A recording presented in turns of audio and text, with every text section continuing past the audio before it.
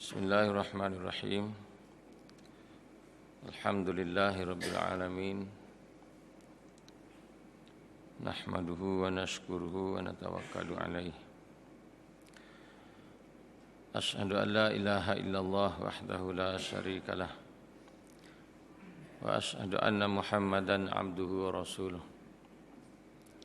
Allahumma salli wa sallim wa barik ala sayyidina wa habibina wa syafi'ina wa maulana Muhammad wa ala alihi wa ashabihi wa man tabi'ahum bi ihsanin ila yaumiddin. Subhanaka la ilma lana illa ma 'allamtana innaka antal alimul hakim. La haula wa la quwwata illa billahil aliyyil azim.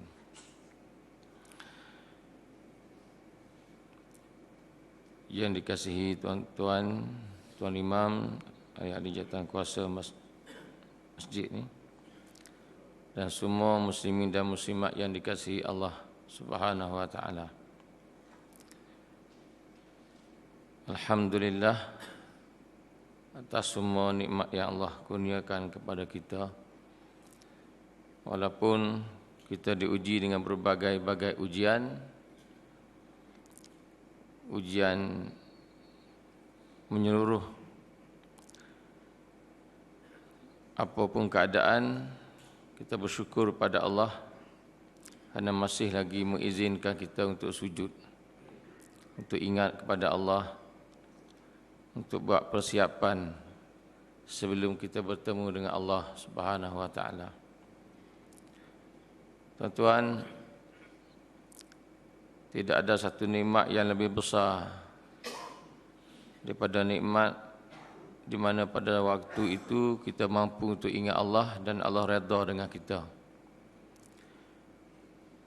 Dan kita harap hal tersebut berlaku ke atas kita ni tuan-tuan sehingga ke akhir hayat kita. Dan saat yang paling kita harap sekali ialah ketika kita nak berpisah dengan dunia yang fana ni. Kita hidup tak lama tuan-tuan. Kita yakin kita hidup tak lama. Sihat juga tidak lama. Satu masa Allah akan ambil sihat kita. Apa yang Allah berikan kat dunia ni bersifat sementara sahaja. Yang kekalnya ialah di akhirat kelak. Kita takut tuan-tuan, kita tak sedar perkara ni. Kita tahu perkara ni tapi takut tak sedar. Macam orang yakin adanya akhirat tapi tak sedar yang dia sedang menuju ke akhirat. Orang yakin adanya azab kubur tapi dia tak bersedia untuk masuk dalam kubur. Kalau yang dunia kita sedar tuan-tuan, nak mari GST kita sedar. Kita siap untuk GST.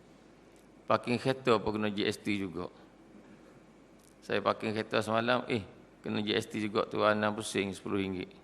Oh macam tu kata, pak saya tak kena parking kereta. Tuan-tuan yang dirahmati Allah sekalian, pagi ni saya nak bincang satu tajuk lah. Kelebihan kita muhasabah dan kelebihan kita banyak minta ampun dengan Allah Ta'ala, sehingga Allah Ta'ala bukakan pintu hati kita untuk kita taubat kepada Allah. Tajuk yang biasa juga kita dengar dan kita bincang. Tapi saya nampak tajuk ni walaupun banyak kali kita bincang, kita masih lagi tak taubat dengan Allah. Masih lagi jauh dengan Allah. Kita beristighfar tuan-tuan, banyak kali beristighfar, minta ampun dengan Allah. Tapi duk nampak tu hasilnya macam tak ada lagi. Dia tanda orang taubat ni ada tuan-tuan. Tanda Allah terima taubat kita ni dia ada. Antaranya ringan kita untuk ibadah pada Allah. Hati kita lapang dan sentiasa hati ini bersetuju saja dengan apa yang ditakdirkan Allah. Itu tanda-tanda orang baik. Tanda-tanda orang yang Allah redha. Taubat ni bukan mudah. Sangat payah. Belum tentu seorang yang ada ilmu tu taubat dengan Allah. Belum tentu seorang yang abid, yang banyak buat ibadah itu mereka termasuk orang yang taubat dengan Allah. Kerana taubat, tuan-tuan, tidak dinamakan taubat seandainya yang pertama kita tak ada datang pada hati menyesal dengan dosa yang pernah kita buat satu masa dulu. Tak pernah menyesal, tak ada menyesal. Kita pernah tinggal semayang, kita pernah tinggal puasa, kita pernah lalai daripada tanggungjawab kita terhadap anak-anak kita, dosa-dosa terhadap orang lain, macam-macam dosa satu masa dulu. Kalau tak datang lagi penyesalan pada hati kita hari ini, tuan-tuan, itu tak nak bagi taubat. Walaupun kita beristighfar, minta ampun dengan Allah. Itu yang pertama. Yang kedua, takut dengan dosa yang pernah kita buat. Takut akibat dosa tu. Bila kita ingat, tuan-tuan, kita pernah tinggal sembahyang satu masa dulu. Masa sekolah, masa kita duduk belajar dulu, main bola kat badan tu, tinggal sembahyang tu biasa. Ataupun dosa-dosa yang pernah kita menyumpah orang yang kita minat dalam bola sepak, tendanggu tak masuk. Kita sumpah, dia kata binatang celaka sungguh kaki buta. Kita kata kat dia, tuan-tuan, itu dosa besar. Dan dosa besar yang perlu kita minta maaf dengan dia, yang perlu kita taubat dengan dia. Tapi kita masih belum lagi minta maaf dan belum taubat dengan dia. Kalaupun tak dapat jumpa dia, setidak-tidaknya kita taubat dengan Allah. Aku silap, ya Allah. Dan ada pula rasa takut akibat daripada perkataan yang jahat itu. Ada tak, tuan-tuan? Tak ada juga. Dua dah tak ada. Yang tiga, tuan-tuan, bila ingat balik dengan dosa yang pernah kita buat, kita rasa benci dengan dosa tu. Rasa benci, ingat dosa tu benci. Macam kita ingat orang baling kita dengan telur busuk, kita tak suka tu. Adakah bila kita ingat orang baling kita dengan telur busuk, senyum kita, sedapnya telur busuk? Tak ada. Dan kita rasa benci, tak suka. Demikianlah, tuan-tuan, kalau pernah kita buat dosa satu masa dulu, dosa apa? Dosa lah kita ajaklah seseorang ke yang bukan mahram kita pergi minum air kat kedai, pergi jalan-jalan sana, jalan sini, berkasih pada waktu itu, tuan-tuan. Tengah belajar, naik motor sana sini pergi, maksiat. Kita ingat tu, kita suka ke kita benci, tuan-tuan? Jangan jadi pembohong, Allah tahu. Kita kata, aku benci, pembohong lah tu. Kita suka, tuan-tuan. Nah, bila ingat kisah lama, kita suka lagi. Sedangkan kisah lama tu kisah maksiat. Perbuatan yang Allah benci. Masih suka lagi, maknanya kita ni masih lagi belum berbau dengan taubat, tuan-tuan. Masih lagi. Nah, sebab tu kita dapati hari ni, bila kita ni nampak dah yang Allah Ta'ala masih lagi belum beri kita rezeki untuk taubat sungguh-sungguh, walaupun Allah dah beri rezeki untuk beristighfar.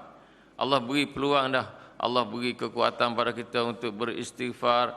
Kadang-kadang kita beristighfar ni sampai 1000 kali satu hari pun ada orang yang ambil jalan ni, 1000 kali satu hari. Allah dah beri taufik pada kita untuk beristighfar pada Allah, ringankan lidah kita untuk beristighfar pada Allah, tetapi hati masih lagi belum ada 3 sifat tadi, 3 perkara tadi. Bila belum ada 3 perkara tadi, tuan-tuan, maknanya Allah masih lagi sekat kita, sekat. Sebab itu hari ini, walaupun banyak ibadah yang kita buat, hatinya masih lagi tak seronok dengan Allah. Dengan makhluk seronok, tuan-tuan. Tengok TV seronok, isap okok seronok lagi. Nah, isap rokok seronok lagi. Kena GST pun boleh pergi rokok. Dengan Allah tak seronok. Kita baca Quran tak seronok. Kita sembahyang tak seronok. Bila kita buat satu-satu ibadah kepada Allah, kita sembahyang, kita puasa, bersedekah dan sebagainya, dalam keadaan hati kita tak sepakat, tuan-tuan, faedahnya sangat sikit. Itu pun kalau Allah beri. Dan kalau Allah beri pada kita, alhamdulillah. Tetapi, tuan-tuan, hasil yang kita nak ialah kita dapat rasa nikmat. Kita kasih dengan Allah, walaupun tidak sekasih Nabi kepada Allah, tuan-tuan, tapi nak juga kita kasih kepada Allah ni. Belum kita pejamkan mata kita. Kalau orang kahwin, tuan-tuan, tak rasa kasih dengan isteri, dia cari bomoh. Nak berubah, takut ada masalah apa ni. Supaya datang kasih pada isteri. Isteri kasih kat dia, dia kasih kat isteri.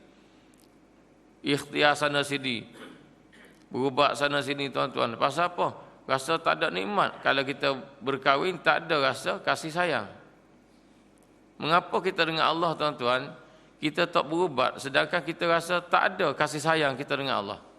Allah dengan kemurahan dia, dia beri pada kita berbagai-bagai pemberian.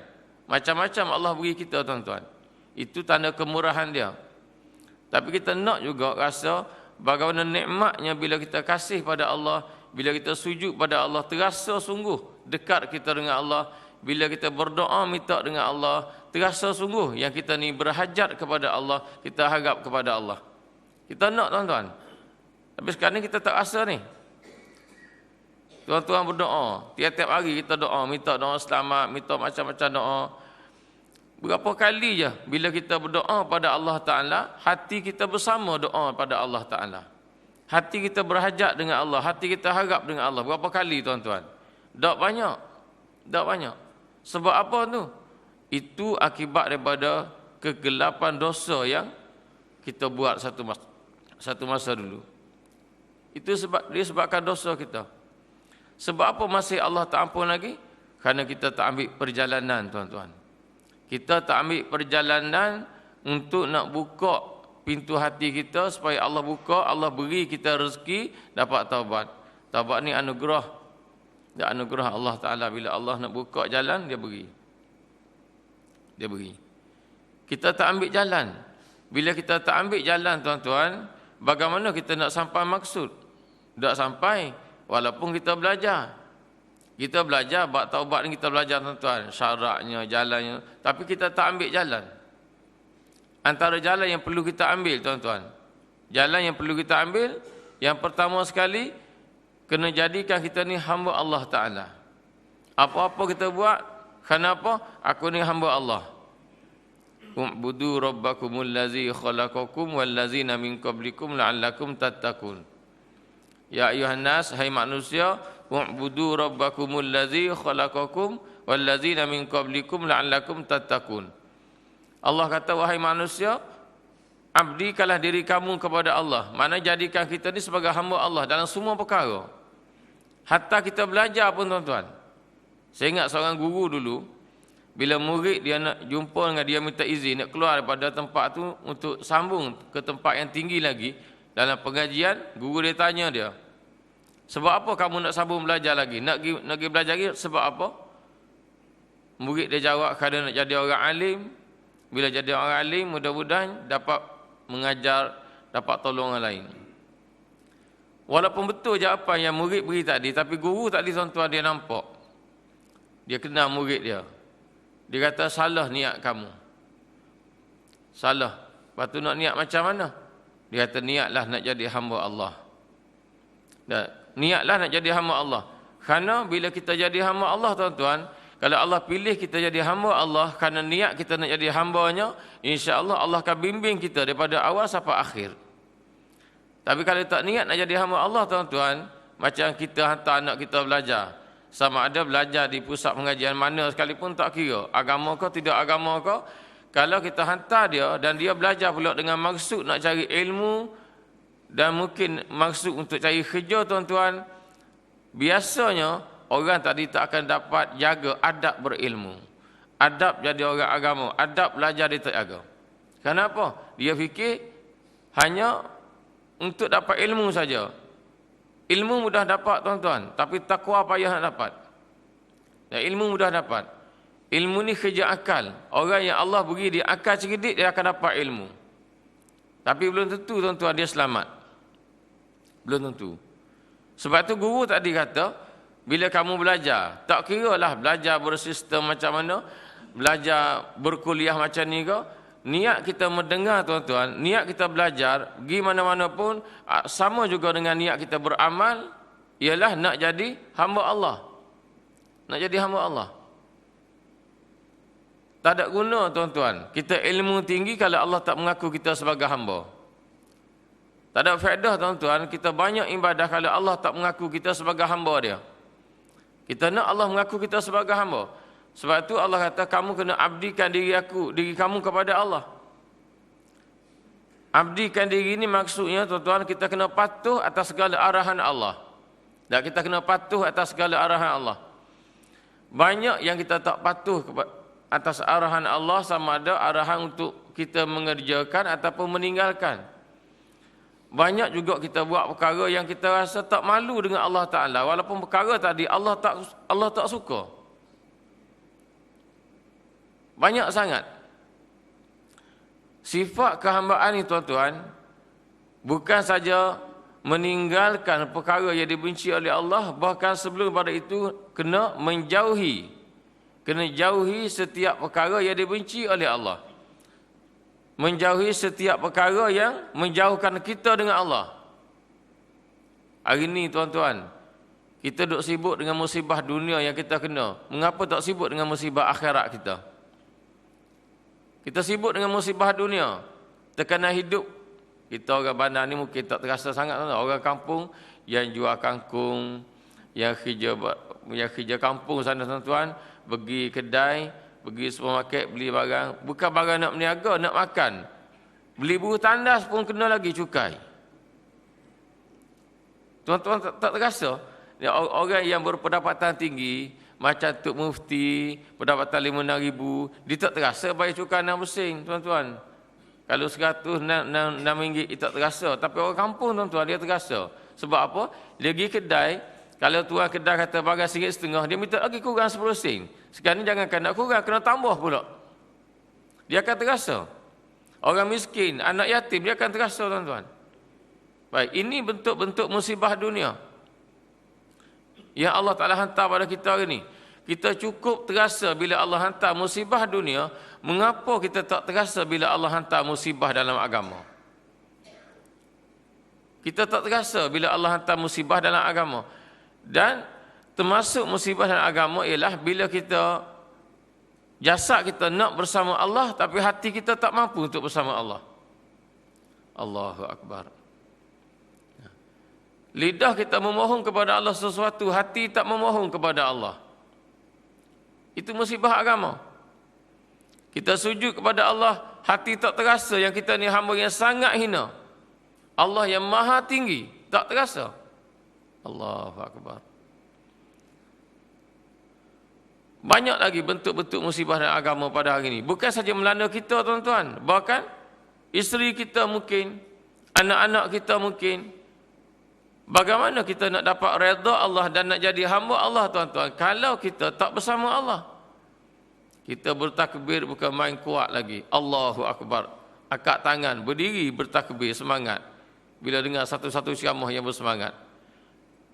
Balik kat rumah, tidur sedap, tahajud tak bangun juga.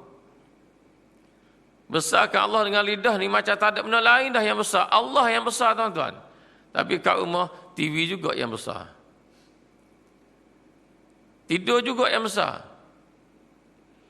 Kalau benar-benar kita membesarkan Allah, tuan-tuan, jadi hamba Allah sungguh, kita sakit melihat bila anak-anak kita tak sembahyang jemaah. Kita akan rasa risau, tuan-tuan. Bagaimana nak jadi dengan anak-anak kita yang sedang belajar di universiti misalnya. Kita akan fikir, adakah mereka ni sembahyang jemaah ataupun tidak. Ini tanda-tanda orang ni jadi hamba Allah. Tanda orang yang nak menuju Allah Ta'ala ikut jalan Nabi, tuan-tuan. Daripada kecil, daripada perkara yang kecil hinggalah besar, dia akan fikir bagaimana nak amal perintah Allah ni. Bukan untuk dia saja, untuk anak-anak dia, untuk isteri, cucu cicit dia. Ini baru jadi hamba Allah. Sebab tu guru tu kata pada murid dia, kamu nak belajar, niatlah jadi hamba Allah. Mudah-mudahan Allah bimbing kamu daripada kamu jejak kaki tempat kamu belajar hingga kamu keluar nanti. Kalau kita belajar, tuan-tuan, mula jejak kaki saja dah masuk dengan maksiat, masa kita belajar sibuk juga dengan maksiat, biasa maksiat berlaku, sampai keluar maksiat juga, orang tu tak akan jadi hamba Allah. Kita mengaku boleh, tuan-tuan, tak akan jadi hamba Allah. Yang sungguh lah, yang sungguh. Ingat, kalau kita belajar, tuan-tuan, kita ke anak kita, kalau dia tak warak, masa dia belajar, maknanya dia tak jaga sangat halal haram. Yang haram ni mudah-mudah dia tidak menjauhi yang haram. Bila dia keluar nanti, dia tak akan jadi hamba Allah. Tak jadi hamba Allah yang sungguh. Rugi kita tuan-tuan, rugi sangat. Sebab itu, bila kita merasai bahawa kita ni sudah banyak salah dengan Allah Ta'ala di masa yang lalu. Salah dalam mendidik diri kita sendiri, salah dalam beri jalan ke anak-anak kita, hingga anak kita dah besar hari ni, masa dia peringkat tengah-tengah membesar dulu, kita tak fikir pun untuk agama mereka ni. Yang kita fikir, dia belajar, dapat kelulusan tinggi, kerja baik. Itu yang kita fikir. Adapun untuk anak kita jadi orang soleh, anak kita jadi seorang hamba Allah, kita tak fikir sangat. Kalau pun kita fikir tapi tak tunjuk jalan kat dia. Tak tunjuk jalan kat dia. Kita ingat balik banyak dosa kita.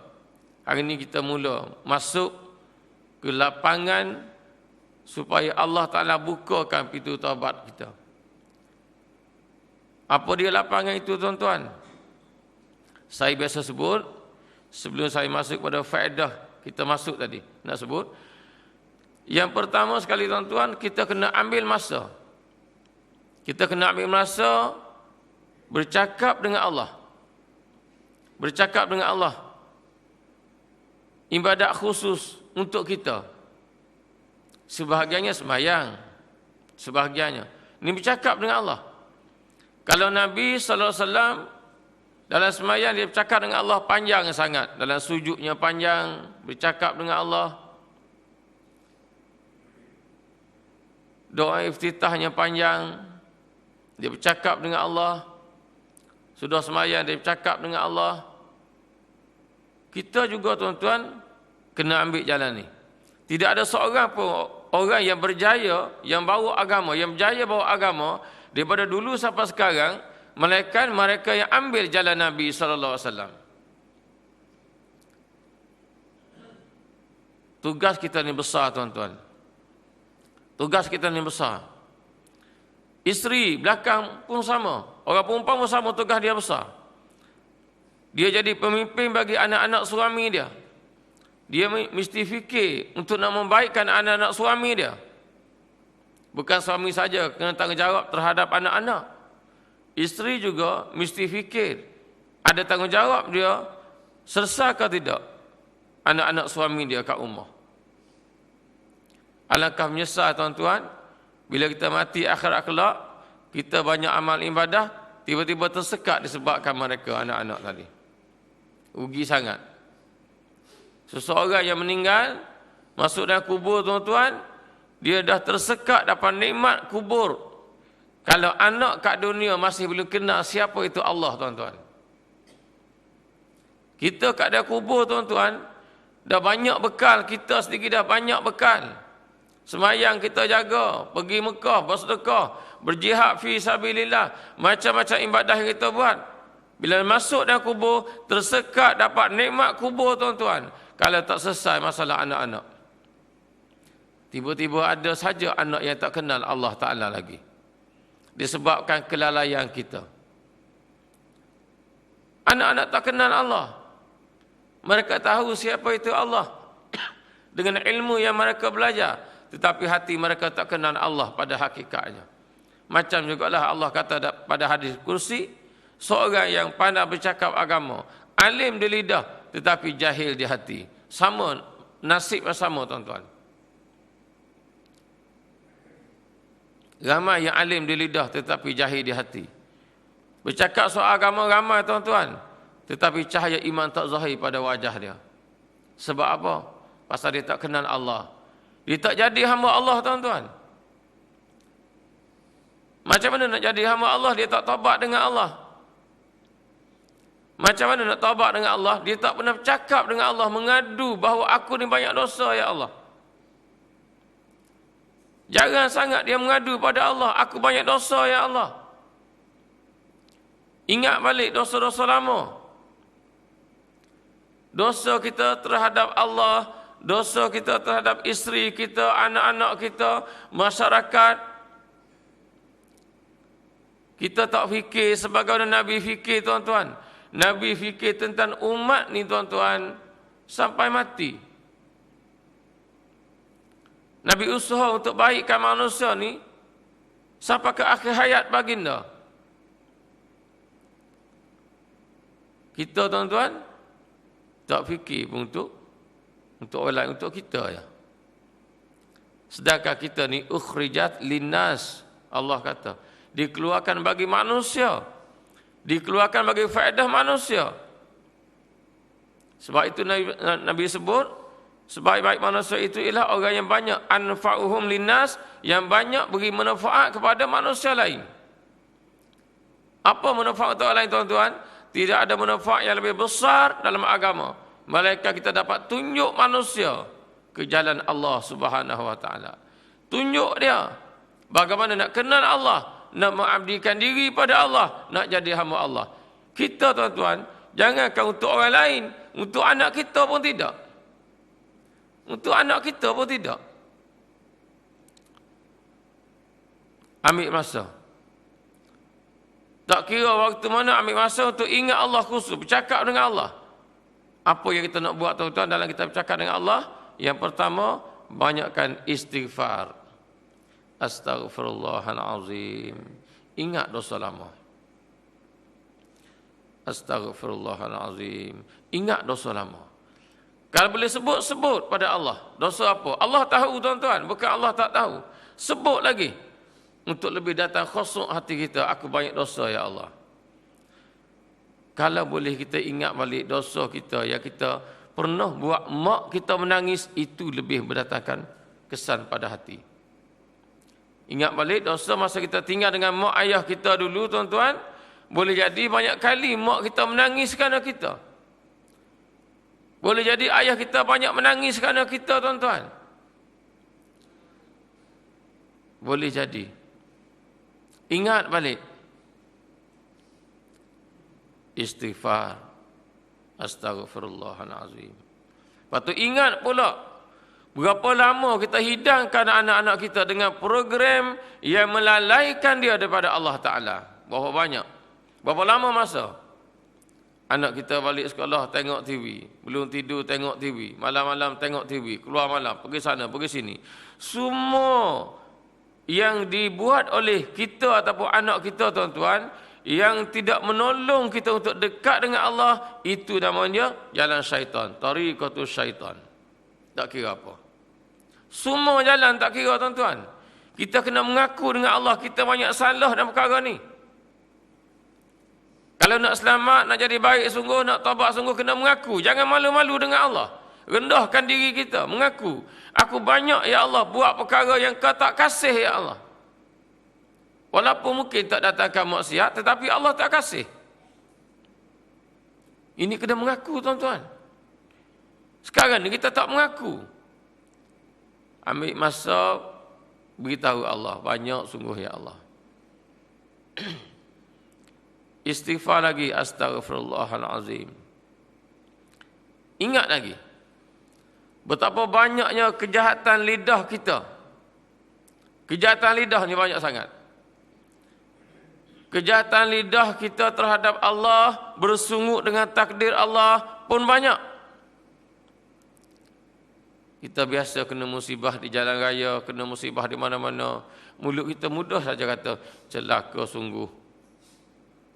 Naik kereta 7 lubang berkata, celaka lubang JKR, tak tampak pula lubang ni. Marah kat JKR. Nah.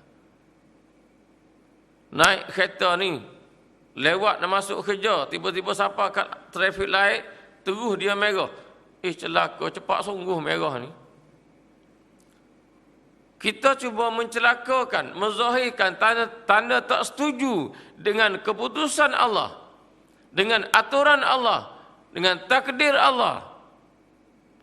Bila hati tak setuju dengan Allah, tuan-tuan, termasuk tak setuju dengan yang berlaku ni, jauhlah kita nak jadi hamba Allah. Itu maksiat, tuan-tuan. Istighfarlah pada Allah. Astaghfirullahalazim. Minta ampun. Banyak dosa. Itu yang kedua. Itu yang pertama. Dalam ambil masa untuk ingat Allah tu, yang pertama sebut istighfar. Yang kedua tuan-tuan, mengakulah lemah diri dengan la haula wala quwwata illa billahil aliyyil azim. Paling kurang la haula wala quwwata illa billah. Tiada daya dan upaya bagiku ya Allah untuk aku tinggalkan semua bentuk kejahatan, dan tidak ada kekuatan bagiku ya Allah untuk aku nak buat ibadah ya Allah, melainkan dengan pertolongan-Mu ya Allah. Lemahnya aku ya Allah, lemah aku ya Allah. Sebut banyak-banyak la haula wala quwwata illa billah. Paling tidak sampai situ. Tanda kita ni hamba tuan-tuan. Kita nak buang penyakit yang ada dalam diri kita ni, nak buang penyakit banyak ni. Hasad ada, takaburnya ada, ujub, sum'ah, macam-macam penyakit ni ada dalam diri kita tuan-tuan. Tak kuasa kita nak buang, melainkan dengan pertolongan Allah. Tak terdaya nak buang tuan-tuan, tak ada daya. Kalau Allah tak tolong, maka kita merendah diri dengan Allah. La haula wala quwwata illa billah. Tidak ada daya dan upaya bagiku ya Allah nak bersihkan penyakit ini ya Allah. Nak buang sifat yang jahat ni ya Allah. Nak tinggal hati yang gemar dengan maksiat ya Allah. Nak buang hati yang gemar dengan perkara yang sia-sia ni ya Allah. Tak daya ya Allah. Dan tidak ada kekuatan untuk aku nak taat sungguh-sungguh, nak ibadah sungguh-sungguh ya Allah, illa billah, melainkan dengan pertolongan Allah, Engkau saja ya Allah. Baca banyak-banyak tuan-tuan, dan tadabbur makna dia tadi banyak-banyak. Tadabbur itu penting. Ini proses yang kita kena ambil dalam uzlah kita, dalam khalwat kita tadi. Dan yang ketiga tuan-tuan, setelah kita minta ampun dengan Allah atas dosa kita yang banyak, setelah kita mengaku pada Allah kita ni tak terdaya untuk nak tinggalkan segala bentuk maksiat zahir dan batin, dan tak ada kekuatan untuk tambah amal, kita ambil jalan tuan-tuan dengan kita banyakkan selawat kepada Nabi. Selawat kepada Nabi. Tidak ada satu amalan yang besar sangat kelebihan dia, yang bila kita buat, kita akan dapat rasa seronok hati kita, iaitu selawat kepada Nabi. Paling tidak Allahumma salli ala Muhammadin wa ala alihi wa sahbihi wa sallim. Paling tidak. Ataupun selawat macam dalam tasyahud akhir pun boleh. Tapi selawat ke Nabi tuan-tuan, satu amalan yang Allah nak beri ganjaran yang besar. Satu kali selawat, Allah nak beri rahmat 10 kali kat kita. Kalau 100 kali selawat, Allah Ta'ala nak beri 1000 kali kat kita selawat. Rahmat Allah. Berapa kali tuan-tuan kita selawat satu hari? Kita kata kita kasih ke Nabi, cinta ke Nabi, berapa kali kita selawat? Selain daripada dalam sembahyang kita. Sebarkan selawat tuan-tuan. Bukan selawat berlagu nak main-main, selawat sungguh. Bukan selawat hiburan. Kita tak kata salah selawat hiburan tuan-tuan, tapi selawat sungguh. Sebagai doa kita kepada Nabi. Tak doa pun Nabi selamat dah. Nabi tetap dah dia bahagia tuan-tuan. Tapi nak menyahut perintah Allah. Allah suruh kita selawat. Ya ayyuhallazina amanu sallu alaihi wa sallimu taslima. Allah suruh kita selawat. Dan dalam selawat itu ada doa untuk Nabi, ada doa untuk keluarga Nabi, ada doa untuk sahabat-sahabat Nabi. Kata ulama, doa ke atas keluarga Nabi termasuk juga kita semua orang Islam. Sebab tu orang yang banyak selawat tuan-tuan, dia faham selawat, sekali dia selawat, 10 kali Allah beri rahmat kat dia, dan untuk anak-anak dia, untuk orang Islam yang lain juga. Banyakkan selawat. Yang keempat, dalam uzlah kita ataupun dalam khalwat kita tuan-tuan, banyakkanlah mentajdidkan iman kita. Nak menyahut seruan Nabi, jaddidu imanakum, kamu kena perbaharui iman kamu. Apa dia? Nak perbaharui iman? Sahabat tanya, Nabi kata, kena sebut la ilaha illallah. Nak ada menyebut kalimah la ilaha illallah. La ilaha illallah. Kalimah tauhid, tuan-tuan, memperbaharui iman kita. Tajdid ni maksudnya memperbaharui iman kita dengan menyebut kalimah la ilaha illallah. Dia juga jadi pagar iman, tuan-tuan. Bukan saja memperbaharui iman kita, bahkan kalimah la ilaha illallah juga jadi pagar iman kita. Dan kota daripada syaitan, penyelamat, jadi benteng, jadi perisai daripada tipu daya syaitan. Hari ini, tuan-tuan, syaitan mudah tipu kita. Kerana apa? Kerana tak ada masa nak sebut kalimah la ilaha illallah. Kalau orang mati adalah, orang mati panggil tahlil. Itu ada la ilaha illallah. Kalau tak ada orang mati, pakai dak. Pakai dak. Mesti istiqamah, tuan-tuan. Sebut la ilaha illallah. Tiada yang berhak disembah melainkan Allah.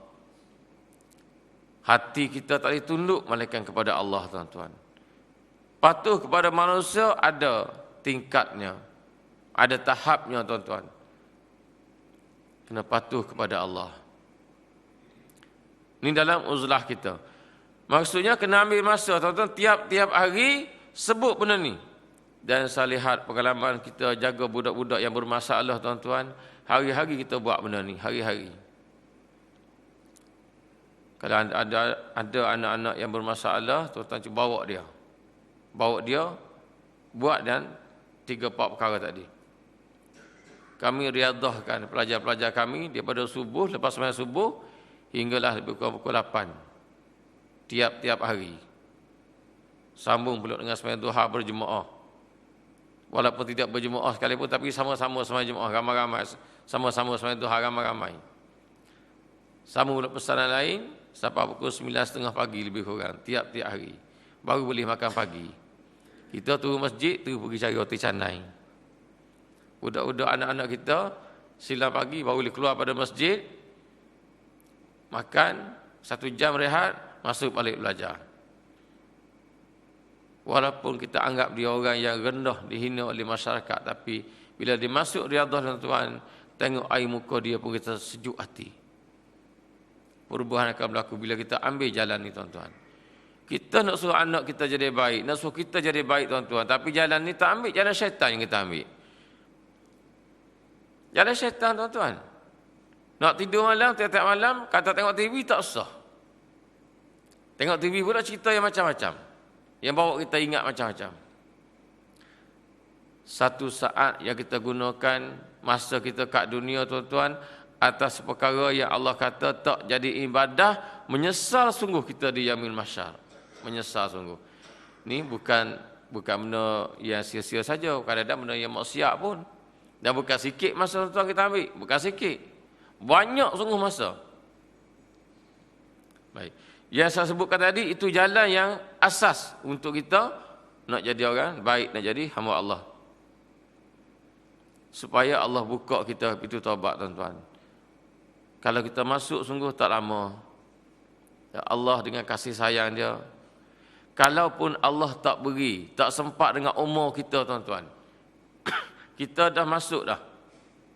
Dah masuk dah pada jalan supaya Allah ni pilih kita jadi hamba dia dan dapat taubat kepada Allah. Tak sempat lagi nak masuk, kita mati dulu, tuan-tuan, insya-Allah Allah ampunkan dosa kita kerana jalan kita dah ambil. Yang kita bimbang, tuan-tuan, jalan kita tak ambil. Itu syarat pertama. Itu ambil masa, khalwat ataupun uzlah. Dan dalam uzlah tu ada 4 perkara tadi. Yang kedua, tuan-tuan, nak jadi hamba Allah, nak taubat tadi, setelah kita ambil masa untuk ingat Allah dengan 4 perkara tadi, wajib kena tinggalkan maksiat kepada Allah yang biasa kita buat hari-hari. Kena jauhi daripada maksiat-maksiat. Kita nak jadi bersih, tuan-tuan, kita kena jauhi tempat yang kotor.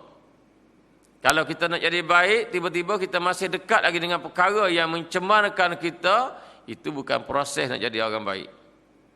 Mesti tinggal. Kita dah buat yang Allah nak dan kita tinggal dah yang Allah benci, itu sebagai jalan Kalau Allah tak buka lagi taubat pada kita sebelum kita mati tuan-tuan, sampai mati Allah tak buka, insya-Allah Allah ampunkan dosa kita kerana jalan kita dah ambil.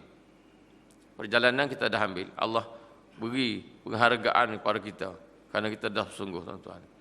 Belum kita mengakhiri hidup ni kita kena buat tuan-tuan, sungguh-sungguh. Kena buat.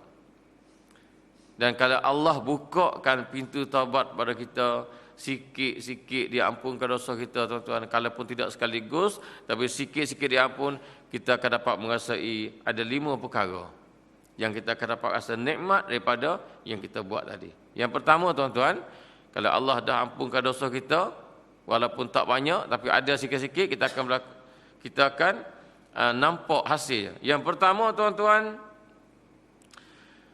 Allah akan hilangkan daripada jiwa kita yang sentiasa gelisah dengan sesuatu musibah.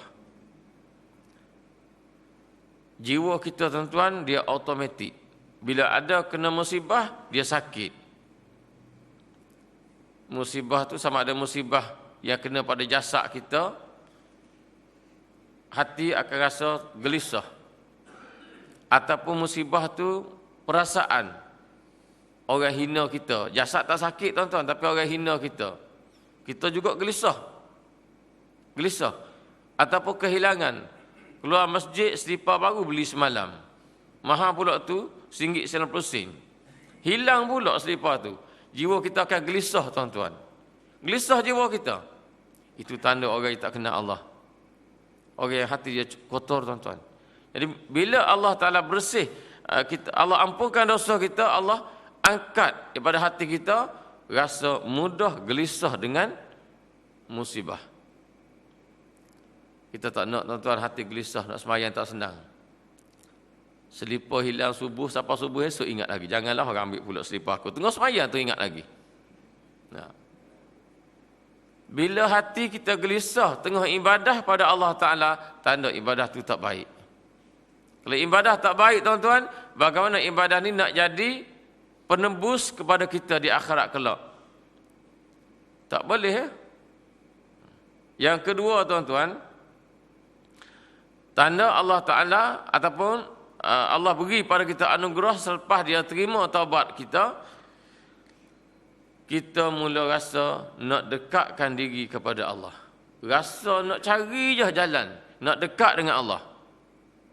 Macam orang kasih pada isteri. Nampak isteri merajuk, cari jalan. Macam mana supaya isteri itu hilang merajuk dia. Pergi kedai beli wahipal buat alik. Oh, senyum dia. Contoh. Cari jalan. Macam orang ni tuan-tuan. Kalau memang Allah dah bersihkan dia, dia sentiasa cari jalan. Bagaimana nak dekat dengan Allah? Kalau dia rasa hati jauhnya dengan Allah ni, cari jalan nak dekat dengan Allah. Dan yang ketiga tuan-tuan, menambahkan akan takut kamu kepada Allah. Hati juga semakin takut dengan Allah. Dulu takut juga tuan-tuan. Takut juga, tapi lagi takut hati. Silap sikit takut hati dengan Allah. Banyak mungkin jatuh kesilapan dalam pergaulan kita tuan-tuan, dalam perkataan kita. Banyak biasa berlaku kan. Kalau orang yang bersih tadi, dia rasa takut, dia takut silap tadi. Aku pergi tempat keduri tadi, ramai-ramai duduk berbual, cakap-cakap tempat keduri. Kan dah salah aku dengan Allah ni, apa ni. Takut je dia. Dan yang keempat,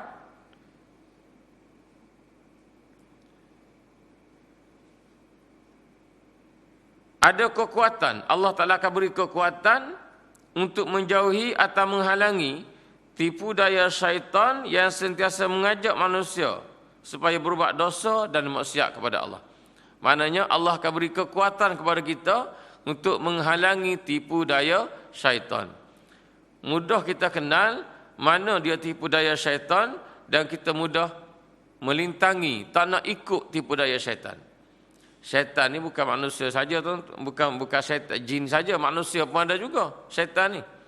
Setiap sesuatu, sama ada jin ke manusia ke, yang mengajak kita kepada sesuatu yang boleh menjauhkan kita dengan Allah, itulah syaitan.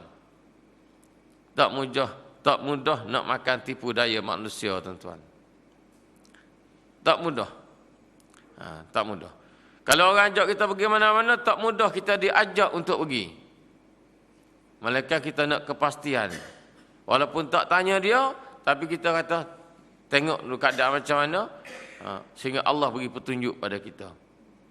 Bila orang tu Allah kasih, tuan-tuan, Allah sekat je daripada buat sesuatu yang menyebabkan kita ni jadi jauh dengan dia.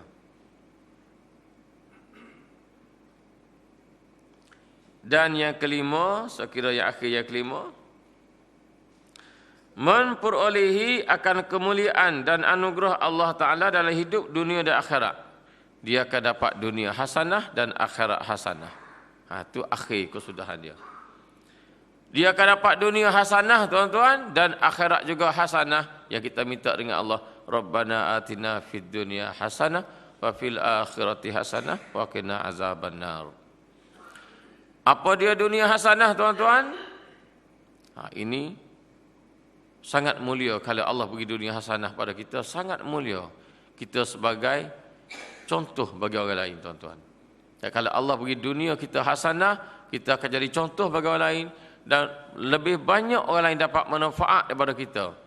Maknanya manfaat yang hubungan kita dengan manusia yang boleh mengajak mereka untuk kembali pada Allah. Antara dunia hasanah itu ialah apa dia, tuan-tuan? Allah Ta'ala akan jaga anak-anak kita. Anak cucu kita Allah akan jaga dia hingga anak-anak kita jadi penyejuk mata hati kita dan penyejuk mata hati orang melihat kepada dia. Orang tengok anak-anak kita senang, tuan-tuan, sejuk mata hati. Ni sekarang ni kita tengok anak kita suka orang tengok macam ulat.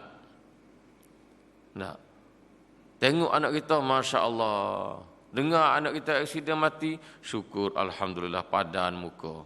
Orang nak marahnya ke anak kita pasal perangai dia, tuan-tuan. Naik motor, lompat motor, main motor, orang nak tidur tak boleh bising, bahaya orang ramai. Kita tak suka dengan anak kita, tapi orang tengok, tuan-tuan, tidak jadi penyejuk mata hati. Tapi kalau kita Allah Ta'ala beri kita tadi, kita taubat dengan Allah, kita ambil jalan dia, faedahnya kita akan dapat, Allah jaga anak-anak kita sehingga ke anak-anak kita jadi penyejuk mata hati bagi kita sendiri dan orang lain, tuan-tuan. Itu dunia hasanah. Dunia hasanah juga ialah Allah jaga isteri kita, tuan-tuan, sehingga isteri kita jadi isteri yang solehah dan sepakat dengan kita. Kalau kita kahwin tak sepakat dengan isteri, asyik bergaduh, ya tuan-tuan, kita ajak ke agama, dia ajak pergi pasar malam. Kita ajak pergi kuliah, dia ajak pergi kedai, supermarket pula. Asyik tak setuju dengan kita, tuan-tuan. Baiki kita ada sebab. Dan baiki kita, tuan-tuan. Kita suruh pakai tudung, dia nak pakai. Suruh pakai tudung tutup labuh, dia pakai 3 segi. Letak atas kepala, ikat, macam ikat tali buruk, kat leher. Kita suruh pakai baik, dia pakai nipis. Pakai yang longgar, dia pakai ketat. Jangan belah, dia belah pula kain. Tak sepakat, tuan-tuan. Itu tak dapat dunia hasanah. Akhirat jauh lagi. Dunia hasanah, isteri yang sepakat dengan kita, isteri yang solehah. Masya Allah, seronok, tuan-tuan. Kalau isteri yang sepakat gini, ada 2, 3, 4 pun tak apa tu. Kalau tak sepakat, 1 sakit kepala, tuan-tuan. Kalau yang macam tadi, 4 pun tak apa. Kalau dunia hasanah. Jangan berani, tuan-tuan, nanti balik lagi ada buat hal pula. Dunia hasanah juga, tuan-tuan. 2 dah, anak, isteri. Yang kedua, yang ketiga dunia hasanah juga ialah Allah Ta'ala kurniakan rezeki yang berkat dan mencukupi. Rezeki yang berkat dan mencukupi dapat menolong kita untuk nak menuju Allah Ta'ala. Rezeki yang Allah beri kepada kita tidak melalaikan kita, tuan-tuan. Itu rezeki yang berkat. Rezeki yang ada barakah. Rezeki yang tidak menghalang kita untuk menuju Allah dengan sebab adanya dia. Kadang-kadang seorang ni bila Allah beri dia rezeki yang lebih, dia lalai banyak, tuan-tuan. Banyak lalai. Sibuk dengan urusan rezeki. Belum pecin, dia kata kalau pecin nanti, legalah sikit, dapat buat amal, boleh alik masjid surau, boleh relax sikit. Bila bencing, fikir pula nak meniaga apa ni, nak isi masa lapang pula dah. Dah. Dia fikir pula ni. Tak cukup ya rezeki. Masuk banyak ribu juga masuk, tapi hilang gitu ya, tak bagaimana. Kejap ni keluar sana, kejap keluar sini, tak tahu bagaimana. Hati pula risau je. Rezeki yang tidak mencukupi, rezeki yang tidak berkat ni, dia tidak mencukupi dan tak boleh menolong. Tak banyak menolong untuk Allah Ta'ala. Itu antara dunia hasanah, tuan-tuan. Dan dia akan dapat juga akhirat hasanah, iaitu Allah ampunkan dosa dia dan insya-Allah akan masuk ke surga Allah Ta'ala. Ya, insya-Allah, tuan-tuan, kita sama-sama lah berazam sungguh-sungguh untuk jadi hamba Allah. Buatlah sesuatu kerana apa? Kerana nak jadi hamba Allah. Semoga Allah redha dengan kita. Dan semoga Allah ampunkan dosa kita, Allah redha dengan kita. Dan kita nak keluar daripada dunia ini dalam keadaan Allah redha dengan kita, tuan-tuan. Dan kita nak keluar daripada dunia ini dalam keadaan anak-anak kita juga tak ada sangkutan dengan kita lagi dah. Maksudnya, tidaklah kita diazab di alam barzah disebabkan anak-anak kita ataupun isteri kita. Kita nak gitu, insya-Allah. Sesiapa yang bersungguh-sungguh pada jalan Allah, Allah akan tunjukkan jalan, insya-Allah, tuan-tuan. Kita harap Allah Ta'ala terima daripada kita pertemuan kita pagi ini, Allah redai, dan kita pisah juga dalam keadaan Allah beri rahmat pada kita semua, tuan-tuan. Kita bertemu dunia kerana Allah, kita berjumpa di akhirat di bawah bayang arasy Allah Ta'ala, insya-Allah. Kita sama-sama doakan selamat juga untuk keluarga Dr. Syed Jamaluddin, insya-Allah. Al-Fatihah. A'udzubillahi minasyaitonirrajim. Bismillahirrahmanirrahim.